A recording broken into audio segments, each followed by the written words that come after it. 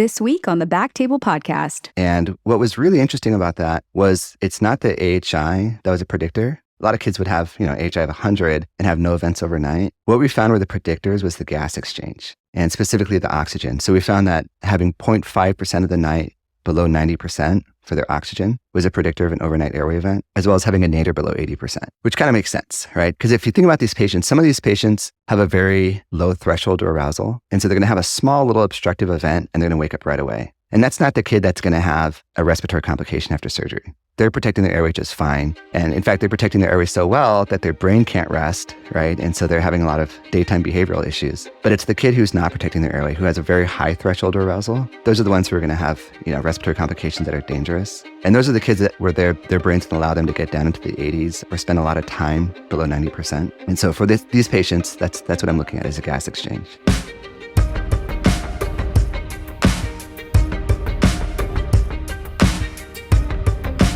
Hello, everyone, and welcome to the BackTable ENT podcast, where we discuss all things ENT. We bring you the best and brightest in our field with the hope that you can take something from our show to your practice. My name is Gopi Shah, and I'm a pediatric otolaryngologist, and I'm here today with a very special guest. I have Dr. Javan Nation. He's a pediatric otolaryngologist at Rady Children's Hospital in San Diego, and an assistant professor of pediatric otolaryngology at the University of California, San Diego Department of Otolaryngology Head and Neck Surgery. Javan is here to talk to us today about children with complex sleep apnea. Welcome to the show, Javan. How are you? Very good. Thank you, Gopi. Thanks for having me on. So for our listeners who may not know, Javan and I are contemporaries. I think of you as a contemporary because we interviewed at the same time for our fellowships and for NPEDS. And I remember meeting you at the MUSC fellowship interview. I don't know if you remember that or not, but I have this vivid memory of talking to you and being like, I know him. Oh, wow. I met him. Yeah. Yeah. Great memory. I couldn't remember exactly where I met you. No, I don't really remember that. Yeah. No, but I definitely remember meeting you on the trail because, we met at different, I think a few different spots. All right. So Javan, first tell us a little bit about yourself and your practice. Yeah, absolutely. So like you, we finished in 2014 from our fellowship. Yeah. And it's so fun being on that interview trail, meeting different people because a lot of those relationships, can carry forward in the future. We never know. We're kind of, just kind of getting to know each other. But it's so great because you realize when you're out there, it's such a small world of pediatric otolaryngology. And yeah, every relationship you make is meaningful because we see each other over and over again. And everybody's so special in their own way. So yeah, so I've been out going on 10 years now. Yeah. So since 2014, I've been practicing. And when I started, Rady Children's had a special need for somebody who could really focus on these children with complex sleep apnea. So every practice is going to have these certain patients where they kind of fall out of your typical norm of, pediatric sleep apnea. And there's something about them that makes them more complex. Lots of different things can do this, right? Maybe it's because they're young or they're infants. Maybe it's because they've already had their tonsils and adenoids taken out and they have residual sleep apnea. Or maybe it's just because they have a lot of other comorbidities that make them extra special. And so, our practice had these handset of these patients and they really needed me to kind of fill this void. And I was excited to do it. And what my hospital did was actually send me around the country to visit 4 different places. So I went out to Stanford with Peter Koltai, went out to Cincinnati with Stacy Ishman, went out to Colorado with Norm Friedman, I went out to University of Michigan as well. And I got to see what these institutions were doing for these patient populations. And some of them, had complex sleep, multidisciplinary practices. And then some of them were just, well-known people who were thought leaders in this area. And I kind of got to collect all that and bring it back to Rady Children's. And what we did, and I did it with Dan Lesser, who is a pulmonologist. So we were a team tasked to kind of make this happen. And so we brought this back to Rady Children's and started our complex sleep clinic. And it's been very rewarding, and we've learned a lot over the years. That's really cool. It's really cool that you got to travel with another specialist and go to several places in the country. How long did it take? Over how much time did y'all go to visit Stanford and Cincy and Michigan and Colorado? Yeah, we did it over a year. Yeah, so wow. So kind of that first year out, we were, talking about the clinic, working with administration on how it's going to be structured, as well as going around and visiting these places. So each visit was like 2 or 3 days. Yeah. Okay. And what'd y'all do on those visits? Yeah. So sometimes generally we would spend a day in clinic and kind of see, especially if they had a multidisciplinary clinic, we wanted to see how they ran that clinic. And a lot of times we'd spend time in the operating room, watching them do different secondary sleep surgeries. And then sometimes we'd spend time with the pulmonologists, we'd spend time with the respiratory therapist, and really just kind of get a feel for how things worked for them and how they structured this practice for these patients. That's great. All right, well, let's get into y'all's practice then, because that sounds like a very rich background and training for it. And now here we are 10 years later, and we can go into it. So, you kind of briefly mentioned, some of these children with complex sleep. We talk about comorbidities. We've talked about the kids who may have had TNA and they still have sleep apnea.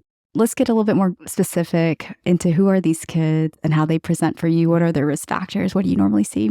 Yeah. So, a lot of times these are patients I will see in my general ENT clinic.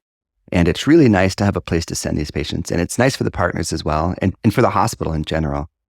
So you come across a patient who, so let's put some examples out there. So let's say I see a patient with Down syndrome who's already had their tonsils and adenoids out. For all these patients, we're going to get a postoperative sleep study.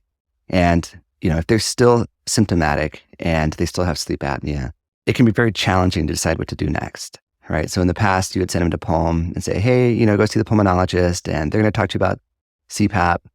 And then the pulmonologist would see them and say, hey, well, maybe there's some adenoid regrowth or something. They'd have a question, so they'd send them back to see us, right? And so these families are kind of getting back, bounce back and forth between the specialists.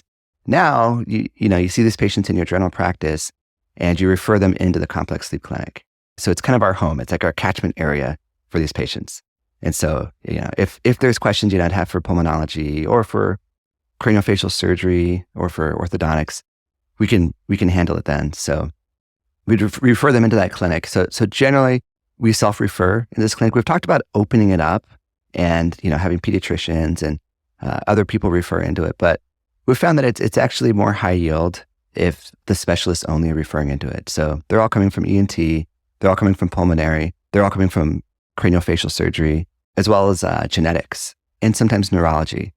And so it's kind of that I'll call them elite bunch, right? Where you're by yourself in clinic and you're like, wow, this patient's complicated. What should we do next? So yeah, after I see them, but then most of the time when we're thinking about these patients, we're in the group multidisciplinary setting of all the specialists together in one room, speaking with the family and trying to figure out what to do.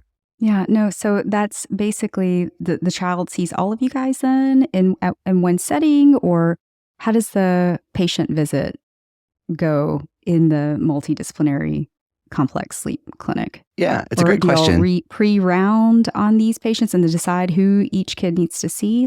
Or do y'all just have rounds at the table at the end of a certain afternoon and have a list of patients? Tell me how it actually, works.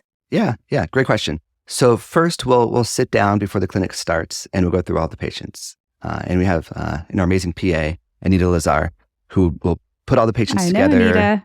She was in Dallas at one point. Shout out to Anita. Right. I've worked with her. She's so bright. She's bright. The best. Yeah. I know. We're so lucky to have her in San Diego. Yeah, absolutely. Yeah. And so she'll put them all together and we'll sit down for about 30 minutes before and kind of go through all the patients as a group and say, okay, here's who's coming, here's their medical background.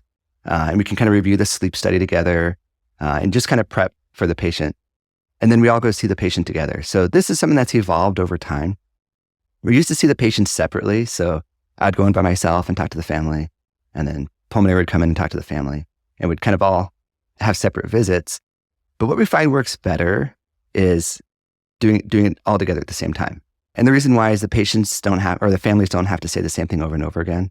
So it works for the families, but it also works for us because what I really enjoy is I like listening to the history that the plastic surgeons are getting or the pulmonologists are getting because I'm learning a lot from them as well. And they're learning from me because we're all coming at this from a slightly different angle. And then really what it comes down to is kind of working through our treatment algorithm together is the best way because there's really no right or wrong answer for what to do. And so in many cases, it's a conversation with the family and having that conversation together is the best way to go about it because we can say, well, let's talk about orthodontics, right? What are the options here? And we say, okay, what did the soft tissue look like? And then, If the plastic surgeon's there, we can talk about, orthognathic surgery or whatnot. And having that conversation together with the family, I think, is more valuable than talking about it afterwards and then calling the family with what we decided. Because it's really a shared decision. The process for everybody is happening at the same time, and then you can actually discuss it together at that moment, and then talk and bring the family in at the same time. That sounds pretty awesome. Exactly, right. And because the family's input is just as important as anybody's, because it's a shared decision with them, right? So in some cases, the idea of going through orthognathic surgery doesn't sound so bad to them. Other times they hear that and they're like, no, let's think about something different. Yeah. So, okay, so we've talked about the kids are going to be the ones that had the TNA, and we still have some sleep apnea. It's a lot of our children with Down syndrome who will have residual sleep apnea. Sometimes our kids that are obese who maybe have had TNA still having, symptoms. We've talked about craniofacial kids, or kids with hypotonia, other syndromic kids. Achondroplasia, I'm sure, come in as well. Those are tough. That's a tough group. Yeah. Who else am I assuming correctly in saying most of these kids have had a TNA? Or because we also find that there's, a handful, especially the young kids who haven't had TNA yet, who, and I think of my achondroplasia babies, a lot of them will get these sleep studies when they're like, 3 to 4 months, because they want to, maybe we're looking at some concern at the foramen magnum, and is there any concern of sleep apnea? Now we have this sleep study, and maybe the central component looks fine, but now we have this obstructive component, but they're 4 months. Do you have kids like that too? I mean, right? So there's definitely, not most of them, but there's these, I feel like we're seeing more and more of even some of the kids that aren't, post TNA, that haven't gotten better, that maybe we haven't done the TNA on, or super tiny, or, tell me in your experience. Yeah, no, that's exactly right. Yeah, we have a handful of, our achondroplasia patients. And just like you said, we see them at a younger age because, we're getting a sleep study, before the age of 1. And sure enough, they don't have big tonsils, and hardly anybody's going to do a tonsillectomy on anybody under 1, especially if they're not enlarged, right? Right. Yeah. So that's a very challenging patient population as well. We see a lot of cerebral palsy patients. Yeah, the hypotonia. I mean, what do you, right? Like, how do you, those are always difficult as well. Yeah. You mentioned the craniofacial patients. So a lot of patients with cleft palates, any sort of craniofacial disorder, if their skeleton is small, their airway's going to be small, and they're high risk for sleep apnea. We see a lot of Pierrot-Bin patients who've already had a distraction maybe when they're younger. Because generally, if they have Pierrot-Bin and they have sleep apnea, when they're an infant, they're going to start with a distraction. But a lot of these patients will come back when they're 5 and they've already had a distraction, and now they have very severe sleep apnea and they're not tolerating a CPAP. Yeah, it's a very diverse patient population, and it really helps to have all the specialists there together to figure out the best options. Yeah. Okay. So when you say you'll get your history together, I think that's super interesting. I'm glad you had that perspective, because I want to know, what do you kind of look for specifically as a pediatric otolaryngologist in your history? But what if you pulled, now being in a multi-D clinic simultaneously with your partners and other specialties, what else do you now pull into your history, or are you looking for that's like, oh yeah, I need to, this is important as well? Yeah. Oh, that's such a great question. I've pulled more medical stuff into my history. So for the younger patients, I'm gonna ask about reflux. I think about vomiting at night, because the pulmonologists are very concerned, right? They don't want to fit this patient with a CPAP and put a mask over their mouth if they have vomiting issues. I think a lot of these patients will have G tubes, and we think a lot about the feeds, and if they're getting continuous feeds at night, all those safety things that the pulmonologists are considering that I'd never really thought about before, I now consider.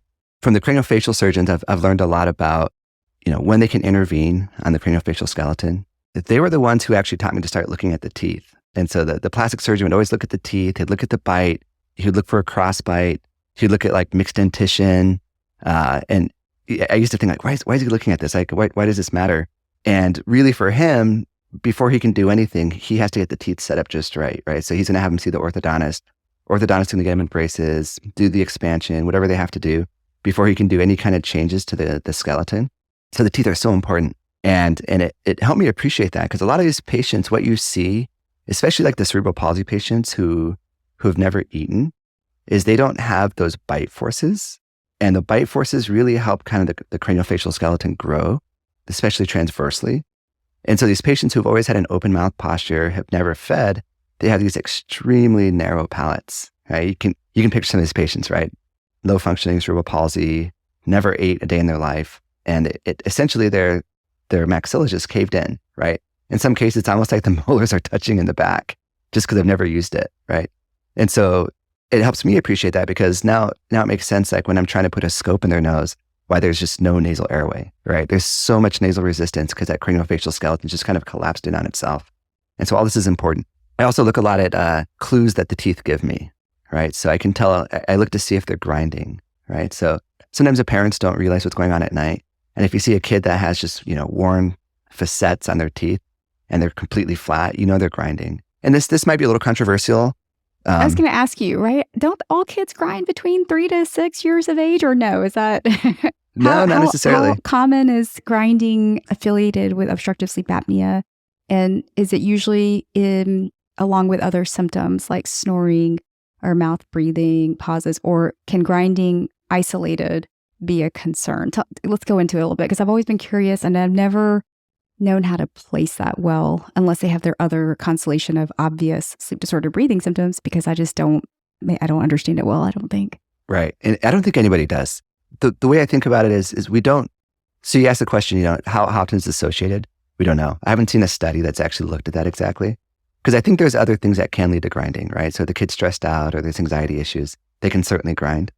My framework for thinking about this is if they're grinding, there's likely they have high nasal resistance. So there seems to be an association with nasal resistance, which leads to mouth breathing, which can lead to grinding. So what that's telling me is the kid's, not breathing well through the nose at night. I don't think it's diagnostic, but it clues me into the fact that, there's something going on with their airway. Yeah, no, that makes sense. Yeah. So, hopefully we learn more. I know there's some people who put too much emphasis on it.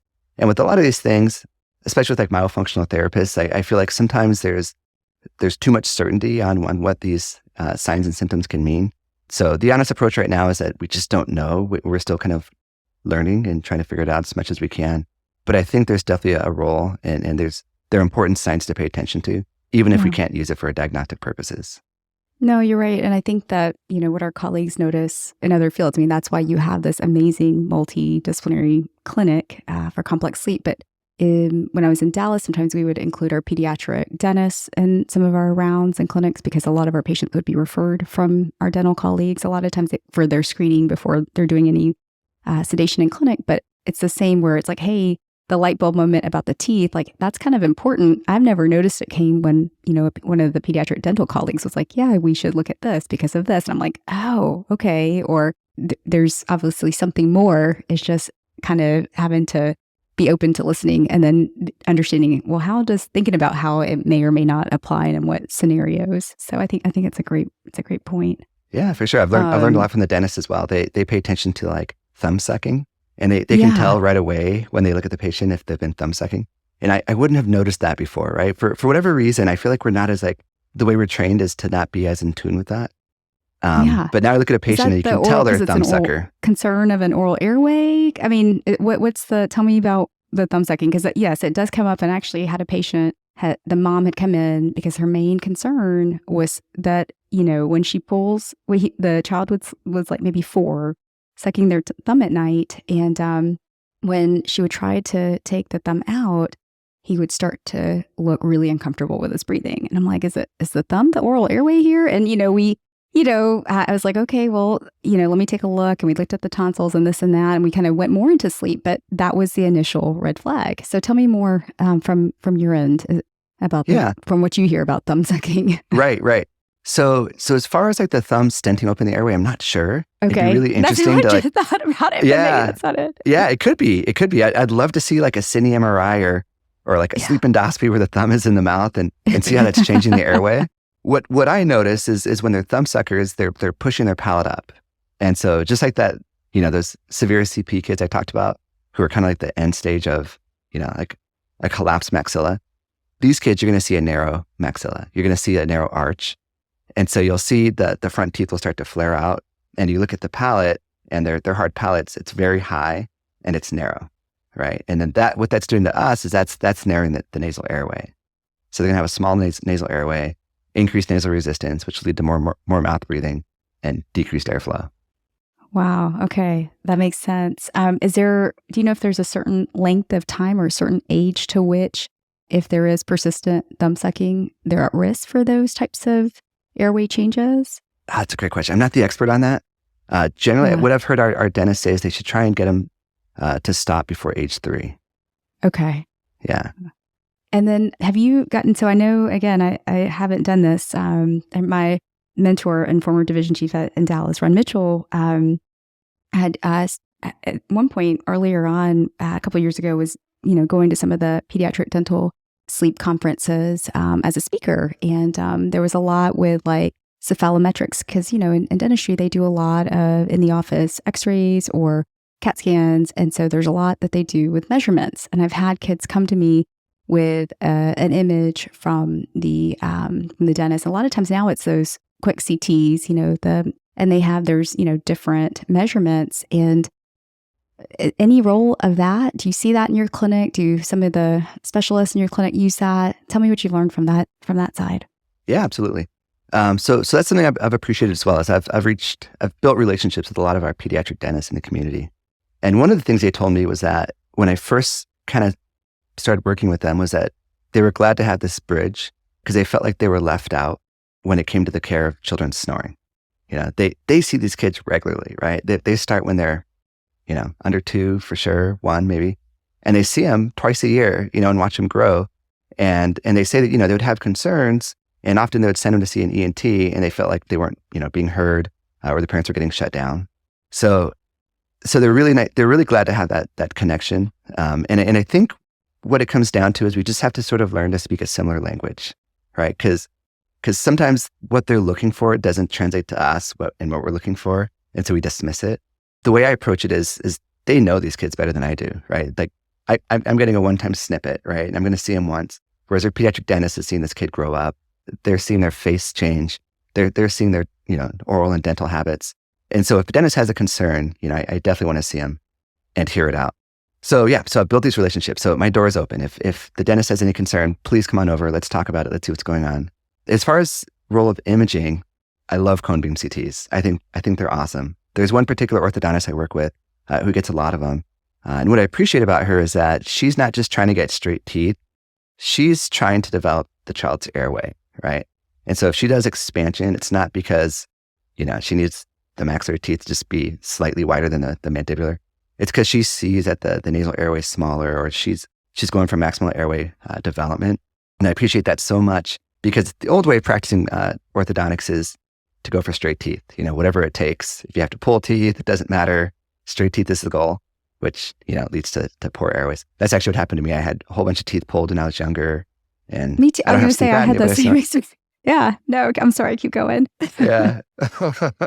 It's funny. Like now I go see the dentist and they look in my mouth and they're like, 1980s or early 1990s orthodontics. They're like, oh man, yeah, we went through that period where they were just yanking teeth out. And nowadays it's like, don't pull teeth, right? Keep those teeth in, expand everything, expand the craniofacial skeleton, and then the teeth are going to help support that craniofacial skeleton. Otherwise, it's just going to kind of shrink in. So yeah, so I use those cone beam CTs all the time. I mean, it's great. It's like basically like a CT. They can send it. I ask the families to bring it, and I can scroll through it and see what's going on. And we'll find a lot of other things, right? We'll find like a concha pillosa or big turbs, sometimes some sinus disease. You can assess the lingual tonsils at the same time. So yeah, I find this is a very, very helpful bridge. Now, are there any measurements, like certain, mins or maxes for like, anterior posterior distance of soft palate to like, oropharynx, or, width of, nasal floor, or like, are there certain measurements or metrics that have been established for that kind of to see in terms of airway, like, oh, that's narrow there? Like, has that kind of come to fruition yet? Not yet. Yeah, okay. Not yet. So is that so a lot sort of what we're thinking might be something in the future, or potentially? Yeah. So a lot of these programs, when you get a cone beam CT, you can measure the airway volume, and so they have their own like little metrics that'll say, oh, the volume's low in this area. There needs to be more research done in this area because, as we know, like the airway's a dynamic thing, right? So if you're looking at like the nasopharyngeal airway volume, was the kid breathing through the nose at the time, right? Like, this, right? You put a scope in their nose and, they're kind of wincing down. And so their soft palate's up. And so you get to the nasopharynx and their palate's up and it looks like the adenoid's huge, right? And there's no space there. And then you tell them to take a breath in through their nose and the palate drops down, right? And it goes from You're like 100% obstructed to 50. Exactly. Yeah. Yeah. So how do you quantify that, Yeah. When you're getting a cone beam CT, so that's one of the reasons we like to do sleep endoscopies. But I think there's a role for this. I think there's a lot of good information we can get. We just have to figure out how to do it properly. Yeah. That's interesting. Okay. So before we get into the sleep studies and imaging, I do want to quickly ask you any special tips, tricks that you have for just a basic physical exam. What are you looking at and what do you check for when you're, when this child or this baby comes into your clinic? Yeah. So let's just talk about like a typical patient. First thing I'm looking for is I'm watching the patient breathe, right? So as I'm getting the history from the family. So thank God. So we just got masks off in our clinic and this has been so great because it's so important to actually see what their mouth looks like and see what they look like when they're breathing. So from the second they walk in, you can hear them breathing. And there's a great sign. I stole this from Norm Friedman, but he calls it the Darth Vader sign. And these are the kids who walk into your clinic and they sound like Darth Vader, right? Right. Huge clue there, right? So this kid has nasal resistance. Is it allergies? Is this turbs or is this adenoids? To be determined, right? But this kid's not breathing well through his they're nose. Awake. Yeah, this is when they're awake. Exactly. Yeah. So that's your first clue is what does their breathing sound like the second they walk in? And I just watch them as I'm talking to the parents. I'm looking at the patient. I'm watching them breathe. Do they have an open mouth posture? Are they breathing comfortably through their nose? That type of thing. And so then in the exam, I'm looking at the ears, look in the nose, right? So if they have the Darth Vader sign, I look in their nose and their turbs are wide open. I can't see the adenoids. Sometimes I imagine I can. What do you think? Like sometimes I feel like I see like a little shine all the way in the very back, but I'm not sure it's the adenoids unless I put a scope in. Yeah, no, I think I've had that where I thought I've seen the adenoids on interior endoscopy maybe twice in 10 years or 15, like twice in my lifetime of, doing, like looking in the nose as an otolaryngologist. So I don't know. I feel like I need a scope to get a look. Yeah. It's kind of like a mirage back there, right? Like, it's like, I think it's there. I could say, clinically I know it's there, right? Because the nose is open and I can hear them breathing, right? Yeah. So I know the adenoid's big. Yeah. I don't have to do anything more to really kind of make that diagnosis. But every once in a while I look back there and I'm like, it's like a mirage, it's like, I think I see it, but I'm like, maybe I'm just making this up. I don't know.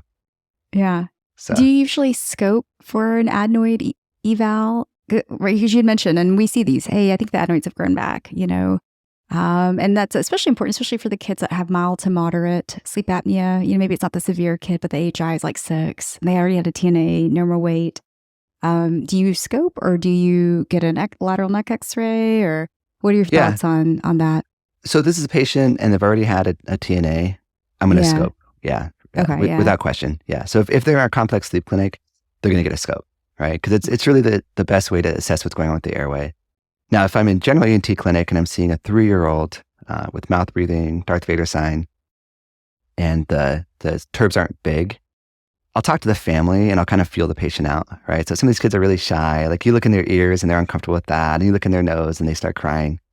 I don't usually force a scope on those patients. In many cases, if they're like under 5, I'll just get a lateral neck x-ray just to kind of confirm. I find that families aren't comfortable going to the operating room. Some are, but most aren't comfortable going to the operating room without something a little bit more diagnostic than just my clinical history saying they have big adenoids. Yeah, especially, if the tonsils are big, I don't push it, obviously there's something else, there's something with it to kind of do. But if I'm thinking just isolated adenoid, you're right. Like sometimes having something more concrete is helpful. And you're right, families, and as a parent, like it's nice to know what the clinician is using to make that decision. And I can understand, I think what you just said about learning to speak the similar language, whether it's with our partners or subspecialists or cross specialists with our family, like that's what all this is about. And so sometimes the x-ray might be a similar, coming to a common ground in that setting as well. So yeah, for sure. Yeah. Where I know a lot of people who take a different view where they say, I don't want to expose this kid to radiation, so I'm gonna do the scope, right? They're not that bad. They're really quick. And the other issue you run into with x-rays is you have to know your x-ray techs, or you have to do it in a place where you're comfortable. Because if they don't do it properly, it's useless. Right. And so in my practice, we have our clinic at our main area, so at the hospital setting. And so if I send them for an x-ray there, these x-ray techs have been doing this lateral neck x-ray for years, and they're super good at it. And it's, there's a lot of people who say, oh, you shouldn't get x-rays or neck x-rays because, they're not accurate. But what I've found is that they give me a sense of what's going on, right? Especially if you have a good tech who gets a good x-ray, you know what's going on. We have satellite clinics. And so if I'm somewhere different and they're going to outside, institution to get their x-ray, I think about it differently. I'd probably do a scope just because I don't want to get the x-ray and have it be non-diagnostic. Well, and every once in a while, this is not common, but I've had kids with very, very narrow nasopharynx, and it's just big eustachian tube tori on the x-ray. Because when you scope them or in the OR, put them to sleep, they don't have much like adenoid tissue. So every once in a while, so I do think the technique, sometimes and the consistency and the history and sort of can make a difference. So on the physical exam, you mentioned how are they breathing when they walk in? We've talked about, posture. We've talked about adenoid evaluation. Any other key things that you're looking for on physical exam? So we kind of talked about their teeth, right? So I pay attention to this. I look for cross bites, anterior, posterior cross bites. This is kind of the clue that, they have a high arch. So high arch is it's a hard thing to kind of measure in many cases, right? Especially for an otolaryngologist. So, we ask each other, what does that mean they have a high arch? Does it mean they have a crossbite? Or they might not have a crossbite, but still have a high arch, right? So usually we just kind of say, well, it looks kind of high, right? It doesn't look nice and wide. What I've found is talking about speaking the same language with people is if I send them to see an orthodontist and they don't have a crossbite, and I send them to see an orthodontist for a high arch, and they don't have a crossbite, the orthodontist will generally say, no, I don't think we should do expansion, right? Unless you have kind of one of those specialty orthodontists who's very focused on airway. And what they'll do is they'll do the expansion, and then if it really throws off the bite or the occlusion, they can tip the teeth later to fix that occlusion. But if you send them to see an orthodontist who's maybe not as clued in, what they're looking for is that crossbite. And so they'll say, well, you don't have a crossbite, so there's no reason to do an expansion. So that's what I'm paying attention to. We talked about the grinding, and then, obviously looking at the tonsils. Yeah. Now, in terms of some of the more, the quote, objective data we have, right? We have sleep studies. We've talked, can we talk a little bit about what are the data points that you like to look at? What do you, starting with just, how do you go through it? How do you go through it? What do you look at? What stands out to you? What are the things that you kind of take into consideration? Yeah. So a lot of times it depends who the patient is, right? So let's maybe talk about like a 7-year-old that comes to see me in general ENT clinic because they're having a lot of behavior issues. Parents say, yeah, sometimes they snore, sometimes they don't. It's not clear. I don't hear any pausing or gasping. And so the framework I approach, or that I use when I approach these kids is I like the 1, 2, 3 structure. Are you familiar with this one?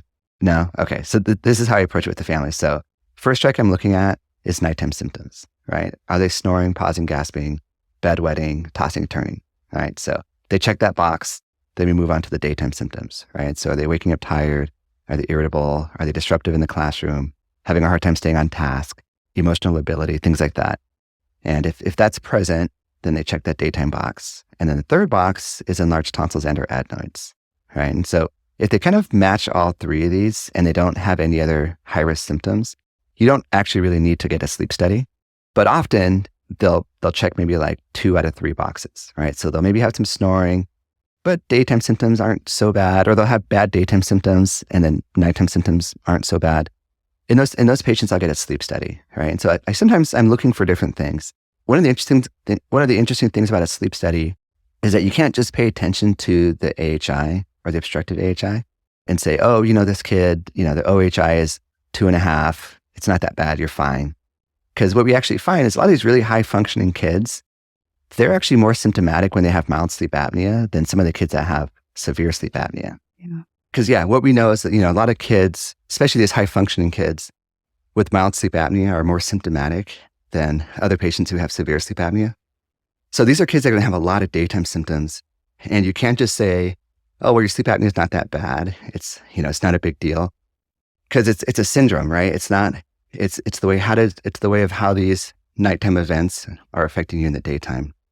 And that's really when I think about why we care about sleep apnea for kids, it's not so much that it's going to lead to congestive heart failure and whatnot, as it might. We just don't know. We don't have those longitudinal studies.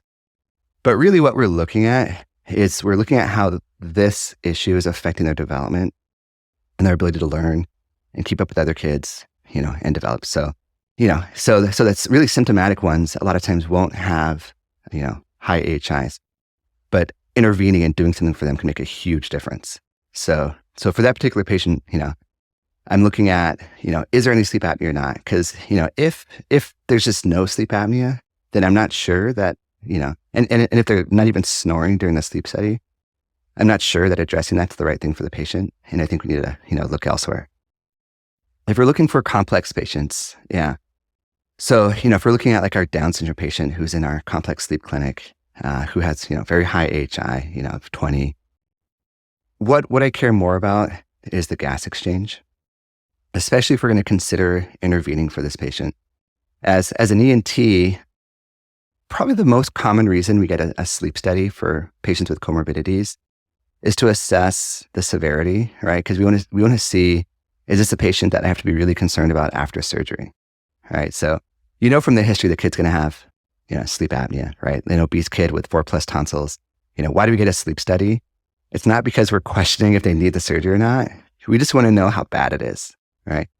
And so this is one of those interesting areas too. And I'd like to get your take on it is, at what point do you put them in the ICU? And nobody knows the answer to that. I know some places have a very low threshold to put them in the ICU. We're still trying to figure ours out. We actually just came with some criteria in the last couple of weeks as a group for who should go to the ICU. But I did a study recently published in IJPO looking at predictors of overnight events. And what was really interesting about that was it's not the AHI that was a predictor, right? So a lot of kids would have, AHI of 100 and have no events overnight. What we found were the predictors was the gas exchange and specifically the oxygen. So we found that having 0.5% of the night below 90% for their oxygen was a predictor of an overnight airway event, as well as having a nadir below 80%, which kind of makes sense, right? So, because if you think about these patients, some of these patients have a very low threshold to arousal. And so they're going to have a small little obstructive event and they're going to wake up right away, right? And that's not the kid that's going to have a respiratory complication after surgery, right? They're protecting their airway just fine. And in fact, they're protecting their airway so well that their brain can't rest, right? And so they're having a lot of, daytime behavioral issues. But it's the kid who's not protecting their airway, who has a very high threshold to arousal. Those are the ones who are going to have, respiratory complications that are dangerous. And those are the kids that where their brains can allow them to get down into the 80s or spend a lot of time below 90%. And so for these patients, that's what I'm looking at as a gas exchange. Yeah, no, I think that's a great point. I don't think I have like you said, I don't have like a specific AHI cutoff because you're right. Some of the kids that will come in with a sleep study of an AHI of 50 to 60 an hour and we put them in the ICU do fine. They're not the ones, if they're 8 years old and whatnot, they're not the ones that are always having trouble. So I think you're right. It's looking at all the things that kind of come into play. O2 nadir is important and how long. I sometimes, and this was actually more when the anesthesiologist, I remember kind of like, well, look at their CO2, look how much they're holding on. They're not ventilating, they're holding on to that CO2. So started paying attention more to not just how high it gets, but how long do they hold on to that? A lot of how induction goes and how extubation goes will clue you in and how, a lot of times you have to reserve that IC bed pre-op. And that's probably the better way to do it.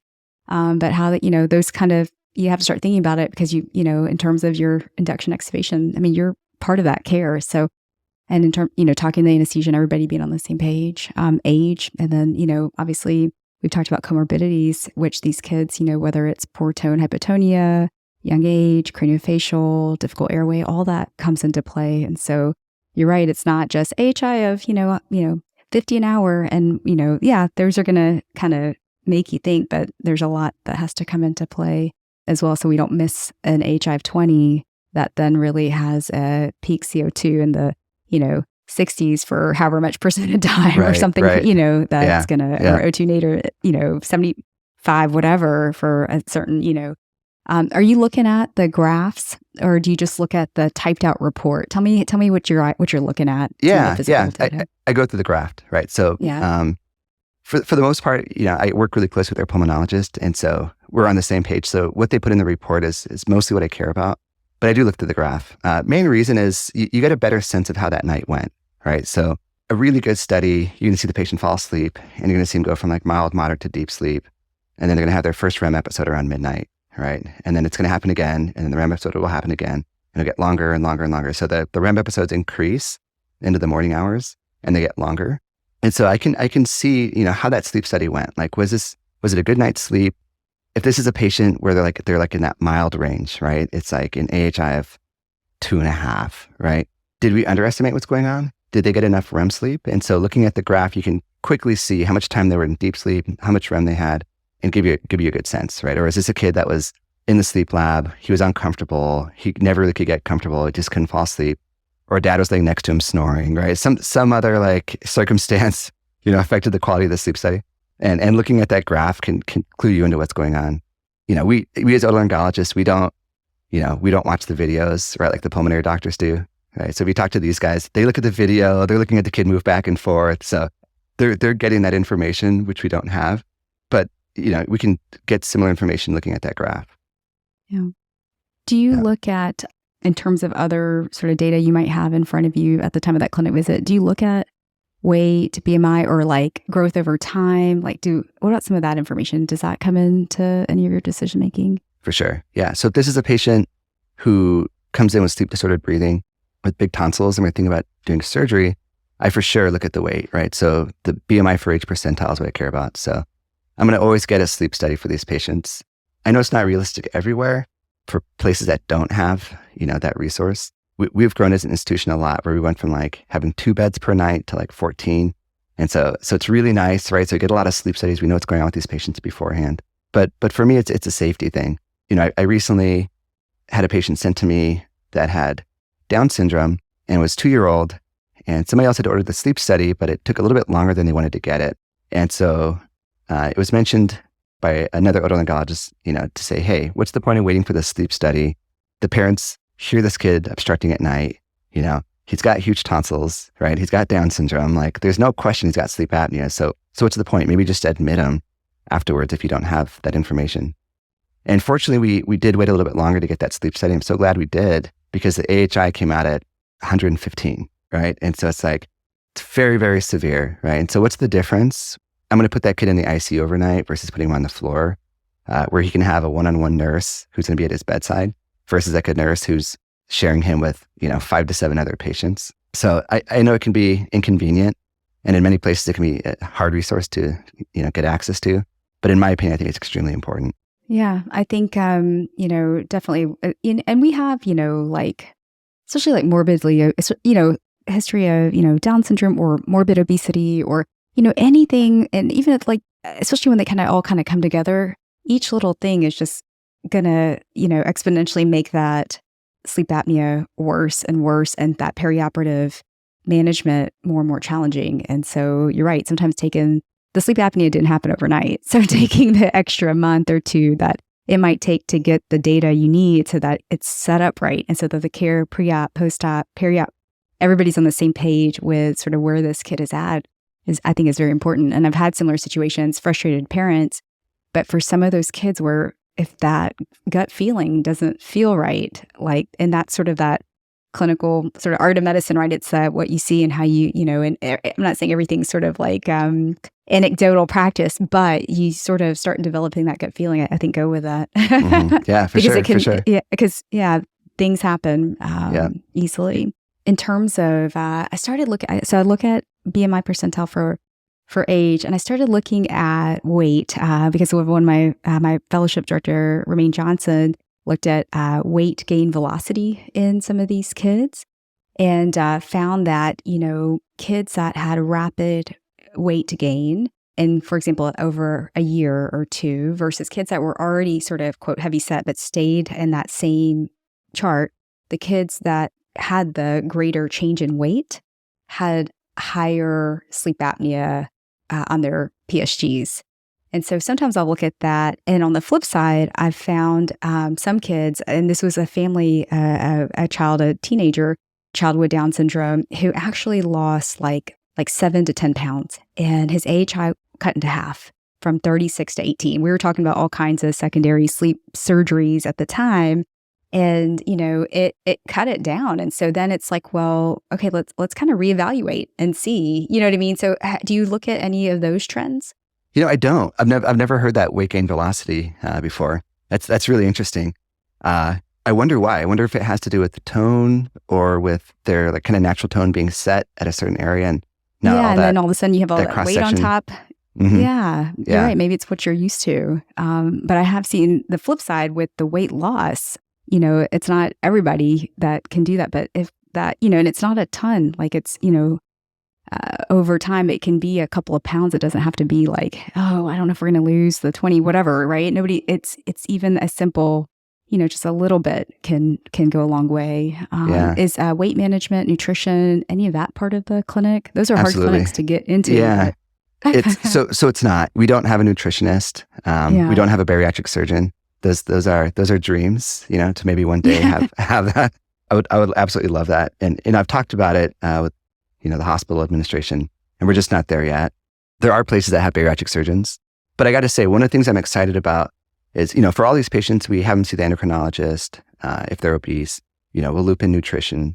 But as far as weight management, it's, usually disappointing, right? You tell them, you advise them on how to eat better and, spend more time outside and cut out the snacks and, these type of things that it's just hard, right? It's hard for these kids to lose weight, sitting around for 6 months or a year and, seeing if they're going to lose weight. I generally find them disappointed.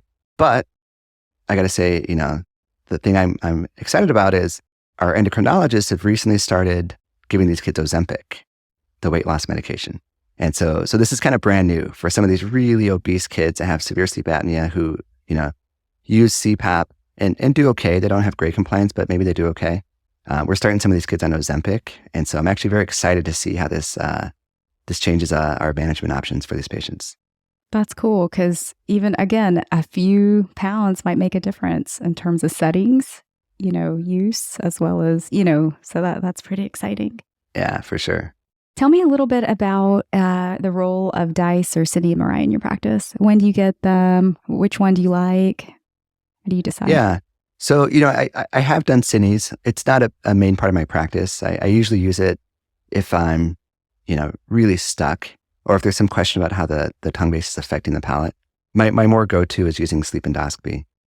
So I use it generally in two different situations. I'll do it for all Down syndrome patients prior to TNA. And so there's a DICE consensus panel that came out a couple years ago, and they actually agreed with that, which is interesting because there's some people on the panel who agreed it's useful. Some people said it's not useful. I find it to be useful, especially for Down syndrome patients, because what I've found doing this for these patients is that the airway collapse pattern is different. So, I did a 2-year-old yesterday with Down syndrome, had huge tonsils, and we did a sleep endoscopy and had big adenoids. And so he was collapsing behind the soft palate, and you could see his tonsils were huge, and they would, had this lateral collapse completely obstructing his airway. So it's kind of nice to know, because sometimes what I'll do is I'll do a sleep endoscopy for these patients, and they might have 2 or 3 plus tonsils, but on the sleep endoscopy, the tonsils aren't moving much. And really what I'm seeing is the tongue base obstruct. And that's the hardest situation for me to be in, because two questions arise. First one is, should I take out their tonsils? I can see on the sleep endoscopy that the tonsils aren't obstructing when they're sleeping. So should I take them out? And if I don't take them out, what should I do? And so I feel like right now we're in an area where first line of therapy for kids with TNAs to take out their tonsils and adenoids, right?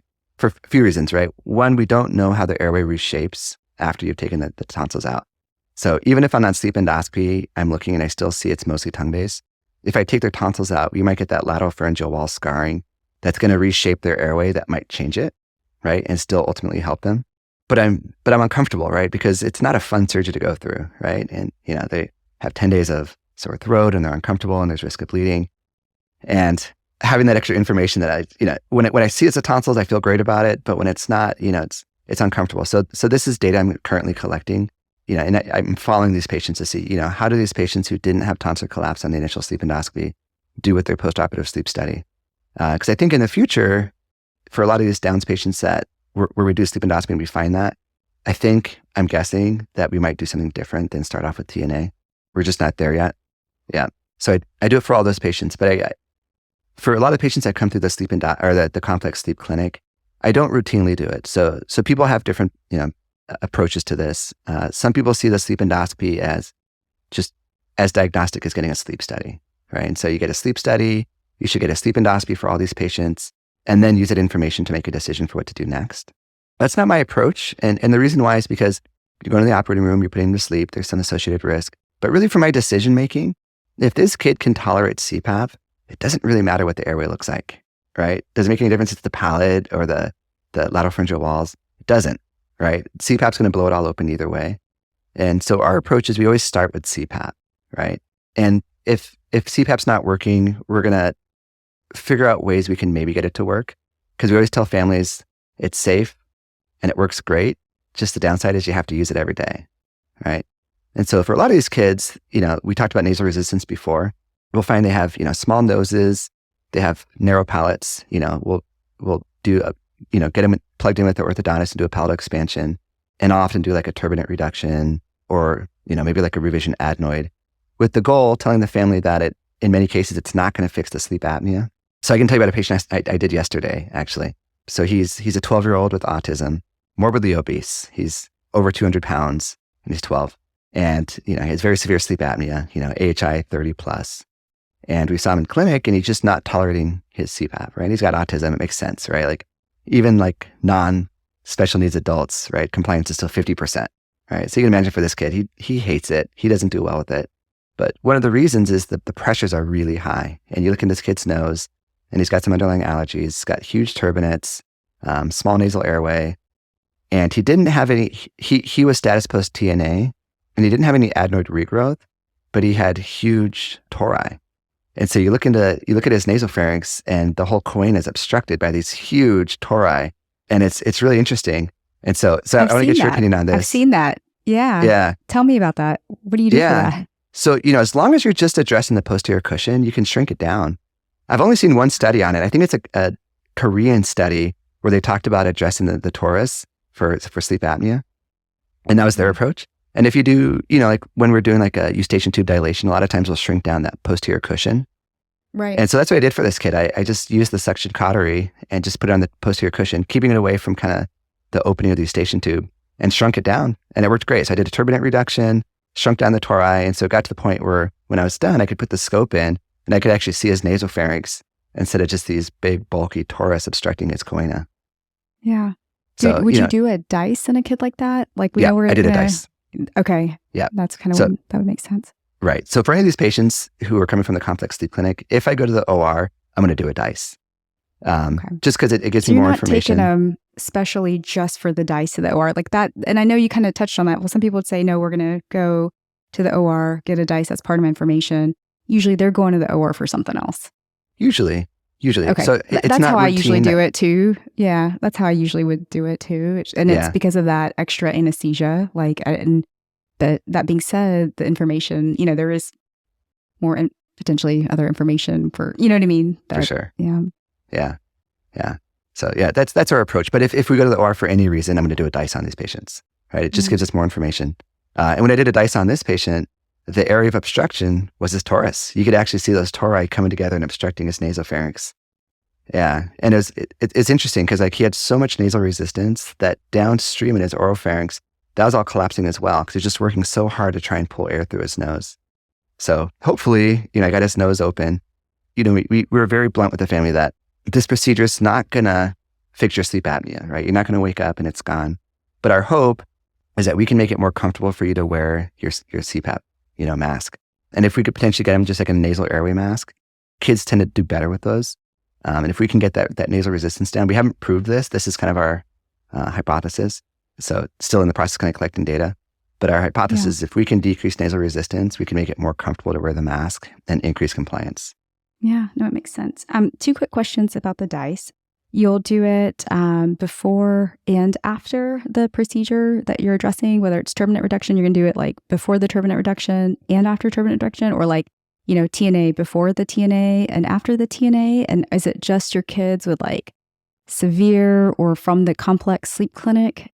When you mean after, do you mean like during the same anesthetic event? Yeah. Yeah. Like, let's say the child has an AHI, it's a 5-year-old, let's say otherwise healthy, slightly overweight for some reason.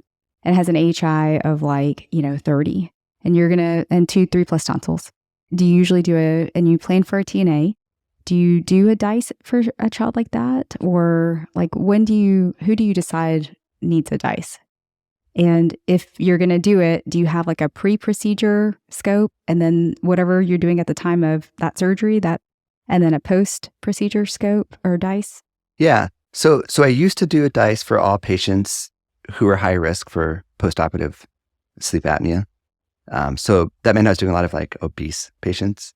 And I stopped doing that just because, I found it was too high risk for these patients, and it wasn't changing what I did. Yeah. Because that induction for those kids can get south fast. For sure. They're a high risk. And so there's got to be it depends on who you're, how comfortable and sort of how the patient also tolerates anesthesia. So Right.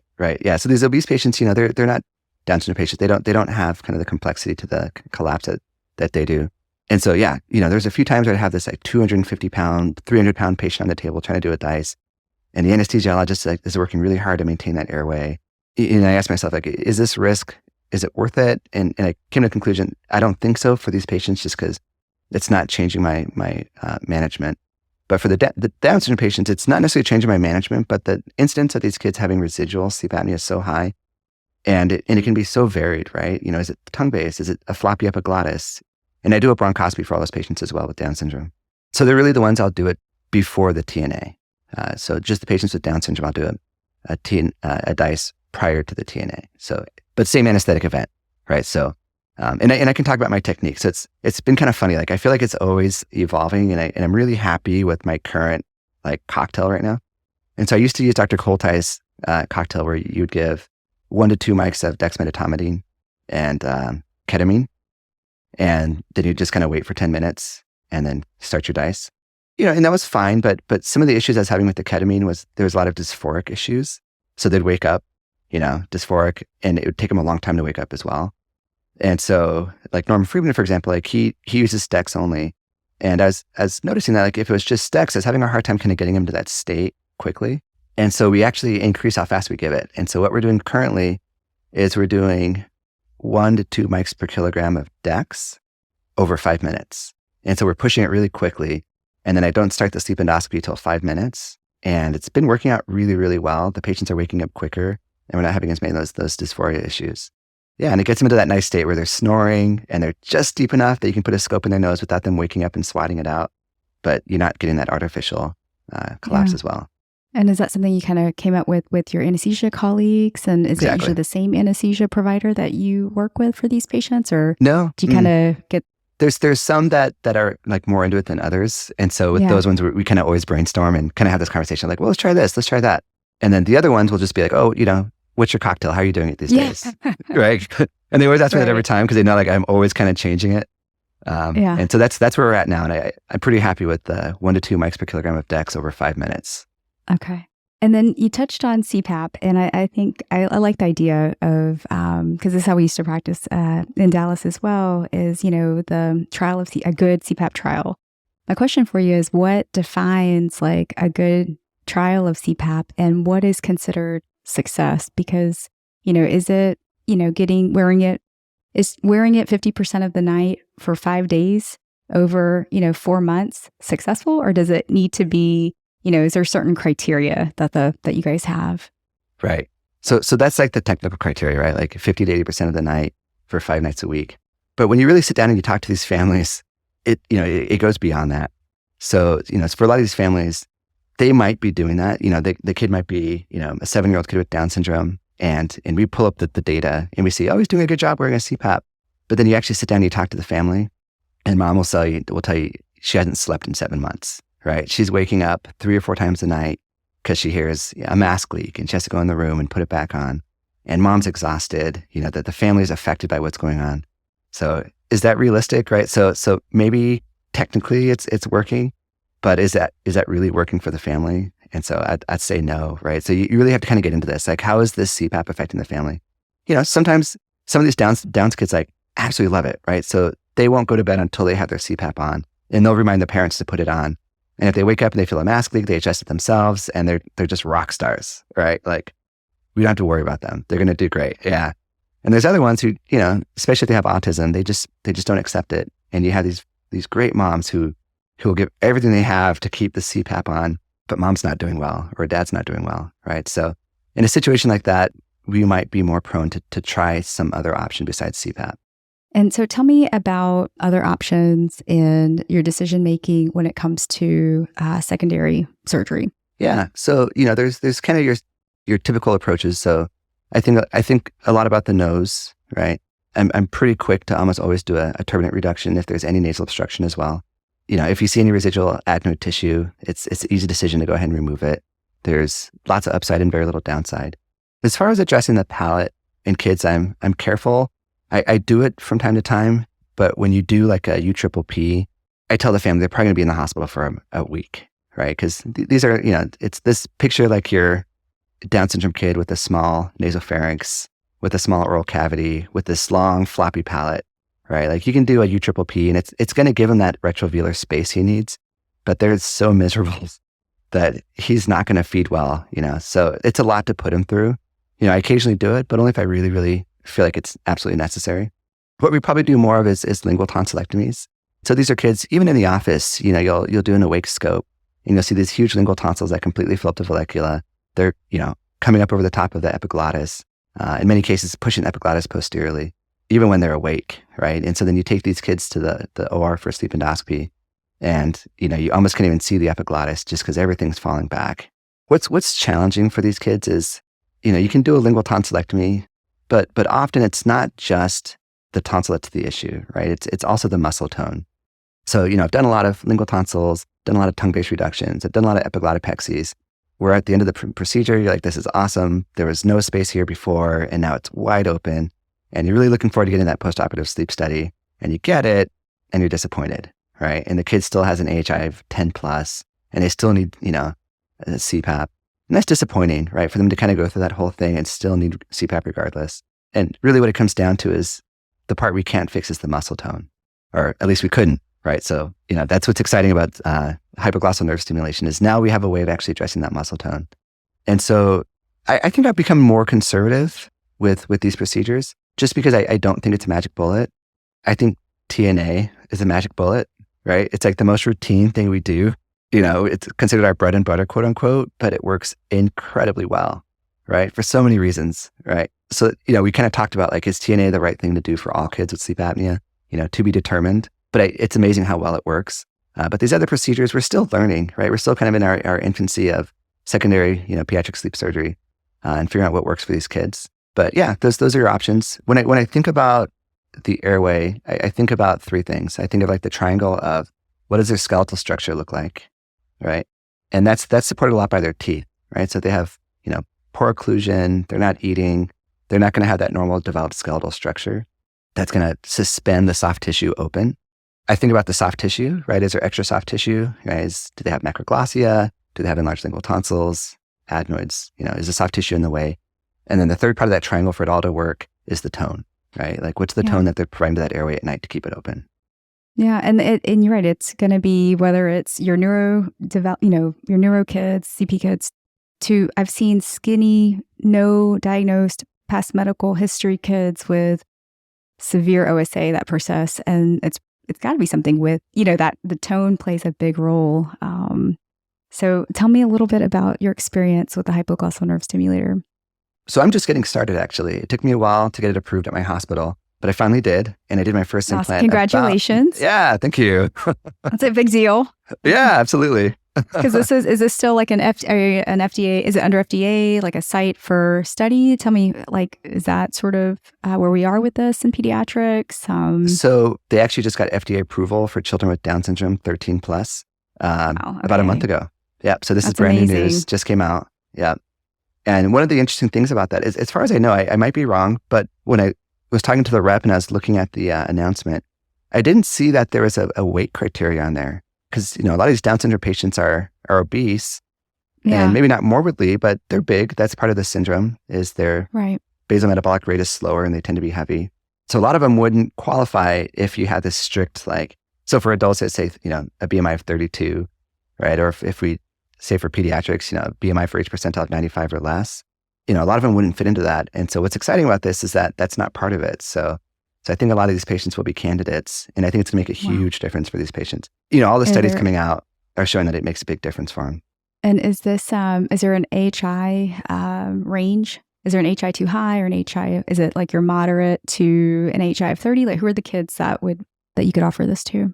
I don't know. I need to double check that. For adults, they would say an AHI of 15 plus. Yeah. For the kids, I didn't see an AHI criteria on there.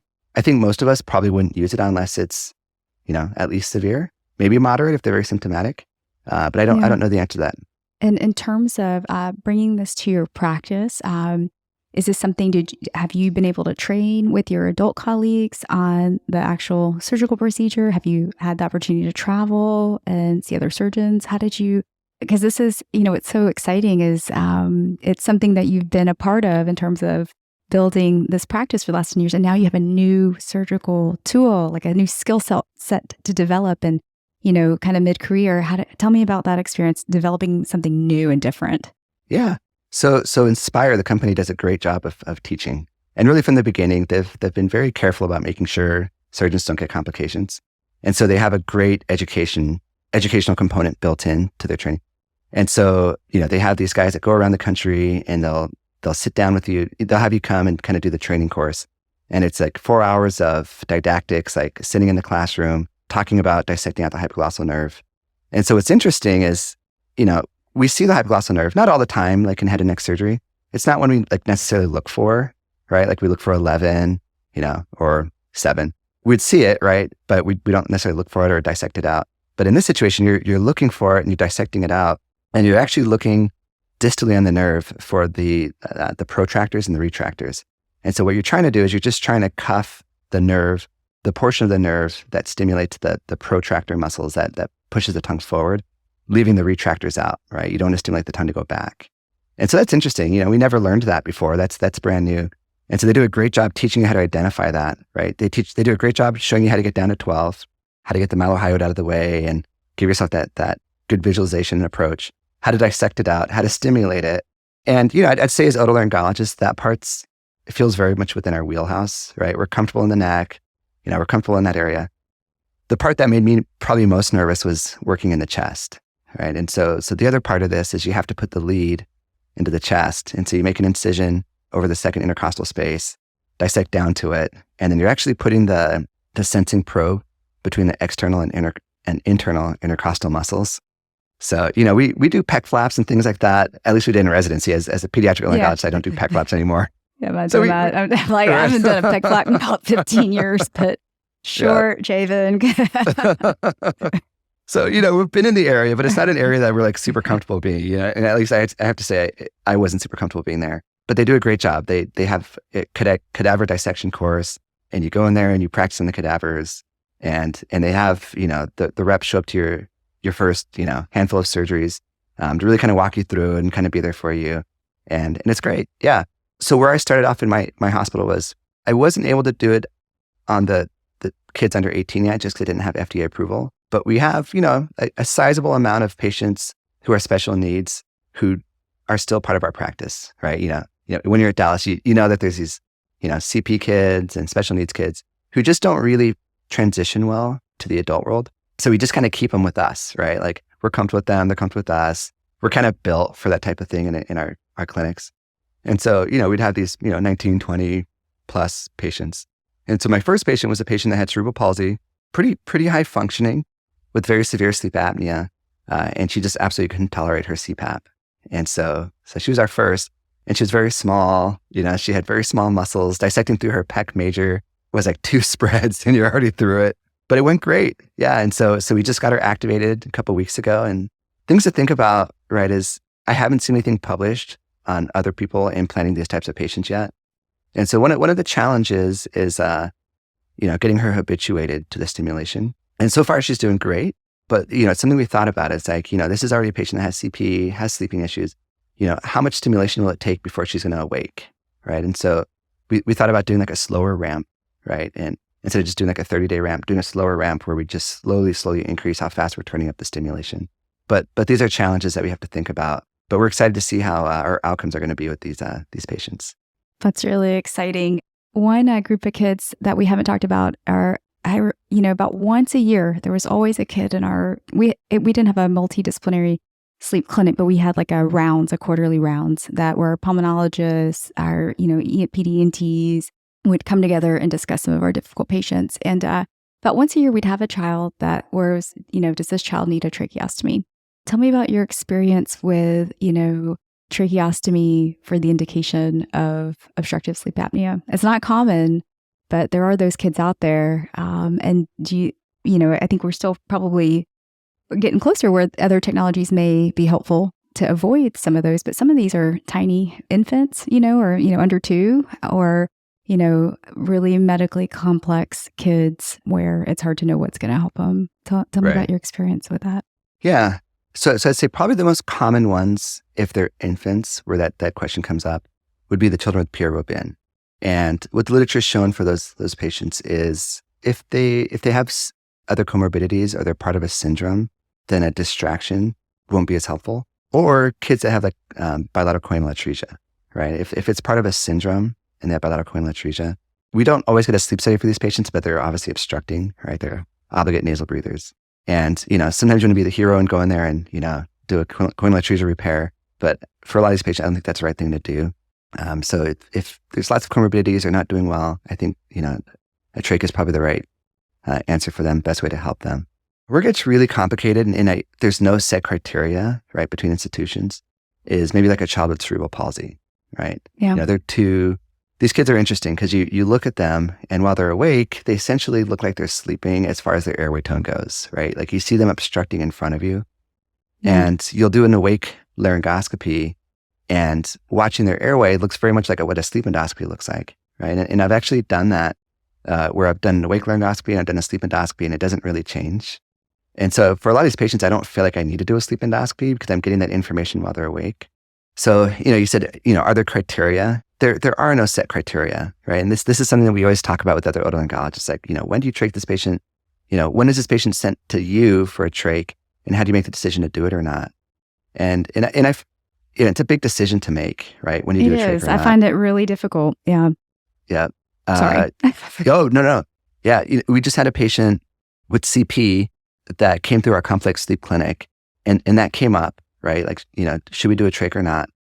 And our plan was to do a sleep endoscopy and a TNA. But in the meantime, before we actually had surgery, she got admitted to the hospital because she was having episodes of cyanosis. And so she gets admitted to the hospital and mom comes in and mom says, I've talked to other people who say trach's not a big deal. I think I'd actually like to do a trach. And so he said, well, trach works great, right? A trach will fix this problem, period. But, is it time yet, right? And so while she was in the hospital, we actually got her fit with a BiPAP that she was tolerating. And I spoke to the pulmonologist and I was like, should we consider a trach? And the point that they brought up that I really appreciated was that she didn't have the social support for a trach. And so for a trach, you need to have 2 full-time providers, right, that are available. And this particular mom was a single mom and grandma lived across the border in Tijuana. And so for this child to get a trach, you're going to basically take her out of her home and she's going to end up in our long-term care facility, right? So mom might say, oh yeah, trach's not a big deal. And that's kind of what we tell families too. It's reversible, right? In many cases, not always. And it's not the end of the world, right? But it is a big decision. And in many cases, if you don't have that proper care, they might not be able to go home with you, right? So there's all these things to consider. So it's, for me, I personally really appreciate having all the different providers on board to make the decision before moving forward. Yeah, no, I think that's a great point. It's a good example. As we wrap things up, any final pearls or words of wisdom to leave our audience with your practice? Yeah, for sure. So I think taking care of these patients is a practice in humility. It's, there's no magic, pill or wand that fixes this issue. We're still learning so much, as I hope you could kind of pick up from the way I talked about it. There's so many things we don't know. For any trainees who are interested, I encourage you to do pediatric sleep apnea because, we need your minds, we need your time and ability to come in and tackle some of these, complex issues and help us kind of move the ball forward and figure out the best way to take care of these patients. For our listeners, and I should have brought this up in the intro, but to learn more about anything pediatric, check out the Syntax Society of ENT for Children. Javan has some podcast episodes, so hopefully we can share some of those links as well when this episode gets released. If our audience or listeners have any questions for you, are you on any other social media, or how do they reach out to you? Yep, I'm on Twitter at Javan Nation MD. Awesome. Yep, as well as Facebook at Javan Nation. Awesome. All right. I think it's a wrap.